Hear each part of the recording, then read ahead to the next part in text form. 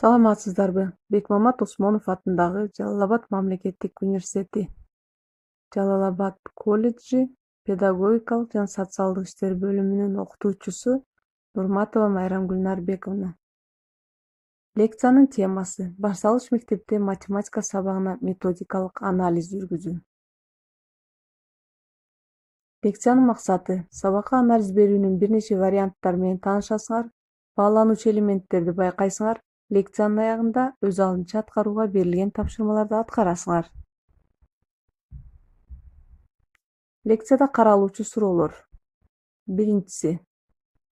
Сабактын көйгөйү же проблемасы. Системалык анализ берүү методикасы боюнча сабакты баалоо, өзүнө өзү анализ берүү.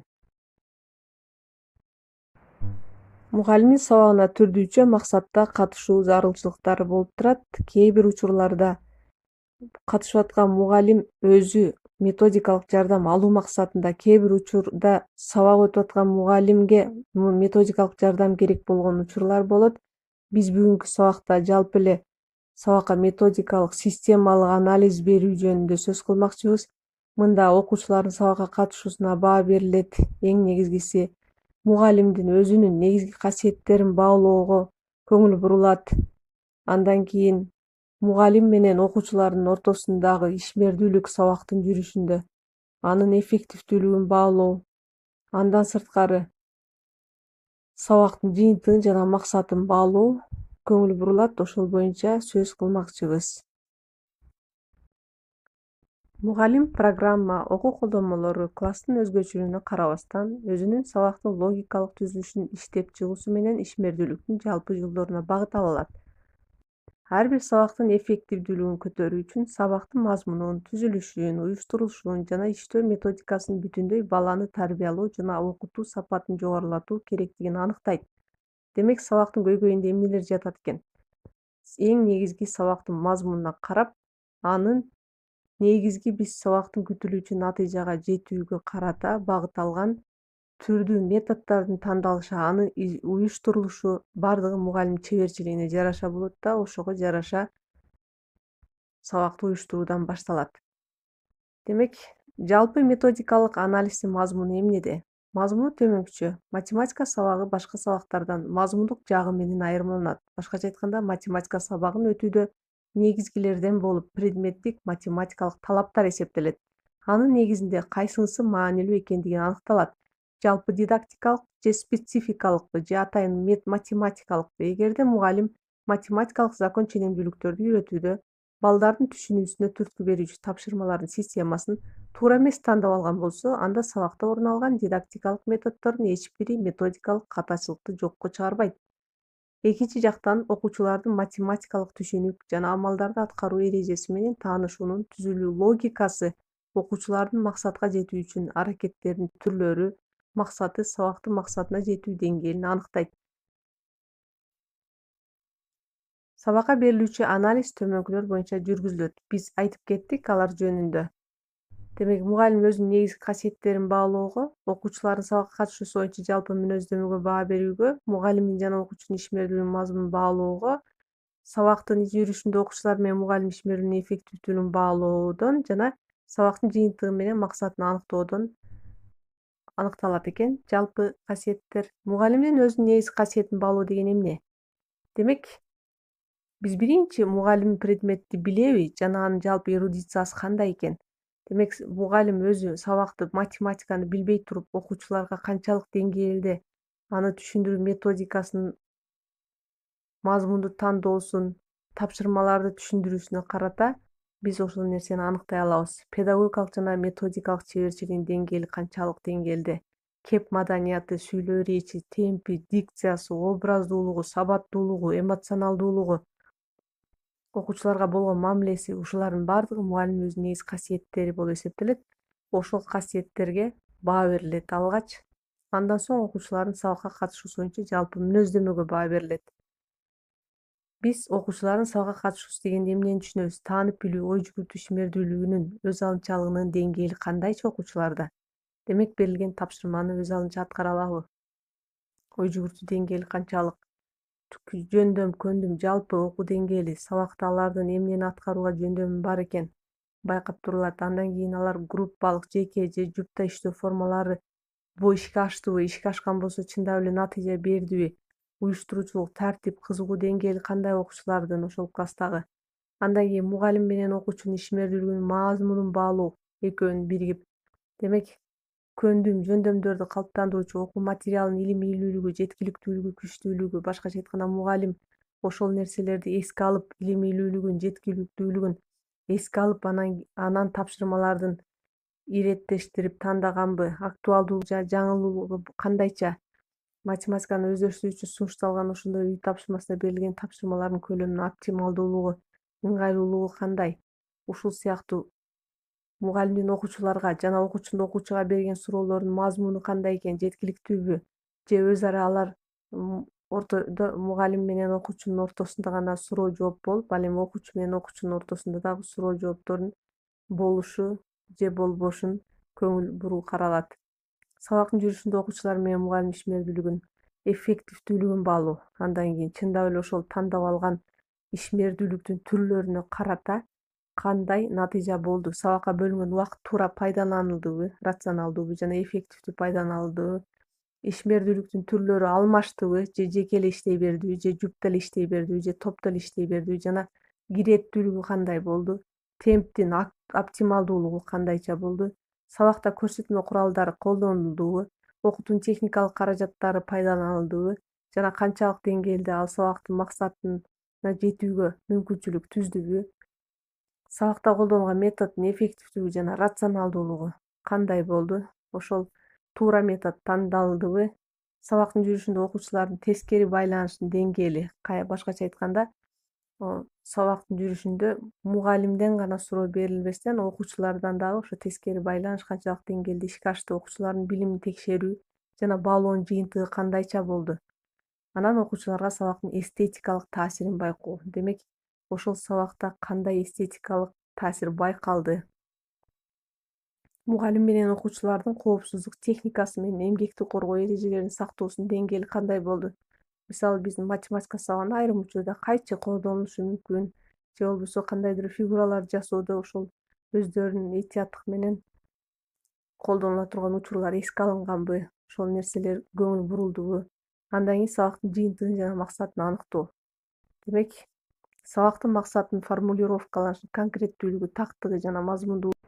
Биз силер менен буга чейин сабактын максаты кантип коюлат, смарт критерийге таянылып, ал конкреттүү болуш керек, так жана ошо мазмунга ылайык болуш керек деген маалыматтарды билебиз. Кантип коюуну дагы карап келгенбиз. Максаттын бир эле учурда реалдуу болушу, башкача айтканда чындыкка жакын болушу, татаал коюлуп калганбы же жеткиликтүү коюлганбы деген пункттарга көңүл бурулат. Андан кийин сабактын окуучуларга билим берүүчүлүк таасири байкалдыбы, тарбия берүүчүлүк таасиричи, окуучулардын өнүгүүсүнө таасири кандай болду, максаттар кандайча угузулду, тарбия берүүчүлүк максаты айтылбадыбы, билим берүүчүлүк менен өнүктүүчүлүк максатты айтып, ошол канчалык деңгээлде сабактын максатына жетүүгө мүмкүнчүлүк түзгөндүгүн. Кийинки сунушталуучу маселе бул өзүнүн сабагын өзү анализдөөсү. Төмөнкүдө 2 вариант бар. Ошол 2 варианттын каалаган бирөөсү менен өзүнүн сабагына өзү анализ берсе болот. Биринчиси темадагы сабактын орду. Демек, ошол сабакты биз берип атканда математика сабагын, темада анын орду кандайча болду? Анын тарбиялык кызматы болдубу? Башкача айтканда, тарбиялык максат ишке аштыбы? Окуучулардын окуу мүмкүнчүлүгү жана даярдыктардын деңгээли эске алындыбы? Же болбосо мен мурунку сабакта бүгүнкү сабактын күтүлүүчү натыйжаны эске алып туруп, бүгүнкү сабактын максатын койдумбу же аны эске албай эле балдардын даярдыктарына көңүл бурбадымбы? Сабактын максатын өтүү методикасы дал келдиби же келген жокпу? Окуучунун активдүүлүгү, менен окуучунун байланышы орун алдыбы? Башкача айтканда, өзүм менен деген сыяктуу маселелер. Окутуунун группалык, коллективдүү жана башка түрдүү формаларын колдоно алдымбы? Ошолорду эске алдымбы? Окутууда дифференциалдык мамилени орното алдымбы? Окуучулардын ар кимдин өзүнүн кабыл алуу өзгөчөлүгү, жеке индивидуалдык математикалык жөндөмдүүлүктөрүнө таянып иш жүргүзө алдымбы? Сабакта убакытты туура пайдалана алдымбы? Үй тапшырмасынын деңгээли канчалык деңгээлде болду? Демек, өткөнкү сабакта өтүлгөн теманы бышыктоо ишке аштыбы? Ишке ашпаган болсо, анда ошол нерсеге көңүл бурушум керек беле? Сабак мезгилиндеги психологиялык, эмоционалдык климатты түзө алдымбы? Балдарга ушул сабакта менин математика сабагым жагымдуу болдубу? Окутуунун жыйынтыгын баалоо жана жыйынтыктоодо мен туура бааладымбы? Жыйынтыкты туура чыгардымбы? Ушул нерсенин баарына көңүл бурдумбу? Деген сыяктуу ушундай форматтагы өзүнүн сабагына өзү анализ берүүнүн бир варианты болуп эсептелет.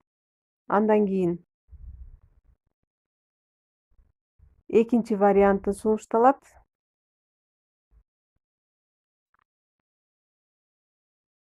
Демек, мугалимдин өзүнүн сабагын анализ берүүсүндө төмөнкү суроолорго өзү жооп берүүсү керек. Биринчи, өтүлгөн сабактын курста, бөлүмдө, темада кандай орду бар? Өткөн сабак менен байланышы барбы?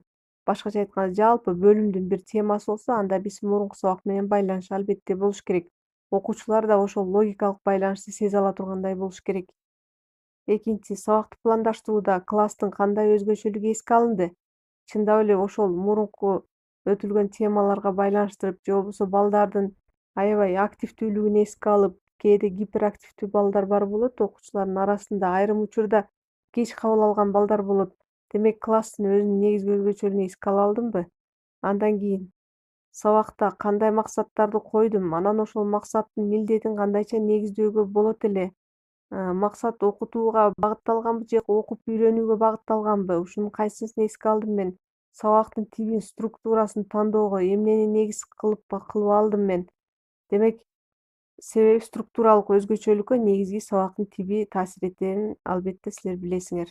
Андай сабактын мазмунун, формасын, окутуунун методун тандоонун эмненин негизинде тандап алдым? Балким бул методко караганда башка метод тандап алсам ылайыктуу болмокпу? Көбүнчө, мисалы үчүн, биз маселе чыгарууда анализ методун, ал эми геометриялык материалдарды өздөштүрүүдө болсо практикалык методдорду, жаңы теманы биз аныктамаларды, эрежелерди берүүдө сөз түрүндөгү методдорго айкалыштырып, андан сырткары проблемалык, аз-аздан изденүү сыяктуу, андан сырткары интерактивдик методдун элементтерин биз дайыма сабакта колдонууга маанилүү эле ошолорду эске ала алдымбы? Сабакта кандай шарттар болду?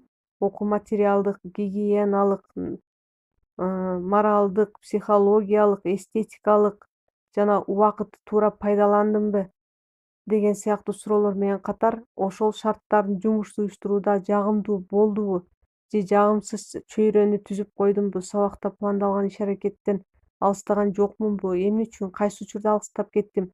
Ал эмнеге мени алып келди? Балким ушул нерсени мен башкача жолду тандасам, башка метод тандасам, же болбосо окутуунун башка формаларына ылайык сабак өткөн болсом, балким натыйжа башкача болмокпу? Деген сыяктуу.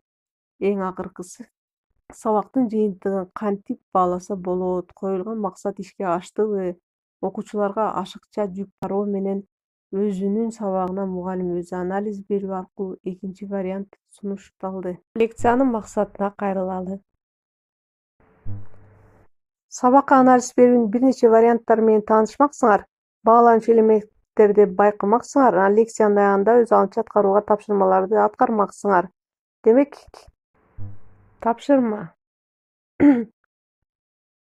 Биринчи, лекцияда каралуучу суроолор боюнча силерге файл жөнөтүлгөн AVN'ден. Анын мазмуну менен таанышып чыккыла алгач, мугалимдин өзүнө өзү анализ берүүсүндө сунушталган эки вариантты Вендин диаграммасы боюнча салыштыргыла. Лекциянын материалдары боюнча түзүлгөн тесттик суроолорго жооп бергиле. Ал суроолор силер AVN'ден жүктөп алган силабуста да камтылган. Демек, биринчиси, мугалимдин жана окуучунун ишмердүүлүгүнүн мазмунун баалоо критерийине таандык жоопту аныктагыла. 4 варианттын ичинен кайсы туура жооп? Экинчи, окуучулардын сабакка катышуусу боюнча негизги мүнөздөмөгө баа берүү критерийине таандык жоопту аныктагыла. Мында да варианттар көрсөтүлүп турат. Үчүнчү, сабактын жыйынтыгын жана максатын аныктоо критерийине таандык жоопту аныктагыла. Төртүнчү, сабактын жүрүшүндө окуучулар менен мугалимдин ишмердүүлүгүнүн эффективдүүлүгүн баалоого таандык жоопту аныктагыла. Жана акыркысы, сабакка анализ берүүнүн критерийлерине таандык эмес критерий кайсы? 4 варианттын ичинде демек, Бул суроолор өзүңөр байкагандай бүгүнкү лекцияда баяндалган мазмунда дагы бар, силерге жөнөтүлгөн файлдын ичинде да бар. Ошолорго таянып бул тесттик суроолорго жооп берип, айтылгандардын баарын аткарганыбызда гана максатыбызга жетебиз. Көңүл бурганыңыздар үчүн рахмат.